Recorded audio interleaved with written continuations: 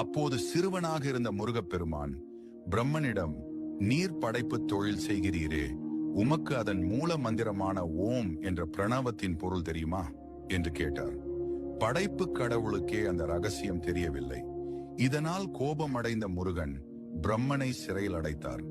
பிரம்மன் சிறையில் இருந்த காலத்தில் உலகை படைக்கும் பொறுப்பை முருகப்பெருமானே ஏற்றார். அவர் உயிர்களை படைக்கும் போது ஒரு விசித்திரமான முறையை கையாண்டார்.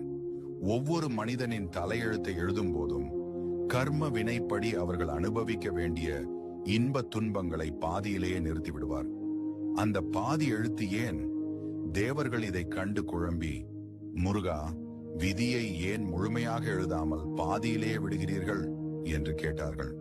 அதற்கு முருகப்பெருமான் சொன்ன பதில்தான் ஆன்மீக ரகசியம். நான் விதியை முழுமையாக எழுதிவிட்டால் அந்த விதிக்கு நானே கட்டுப்பட வேண்டி வரும்.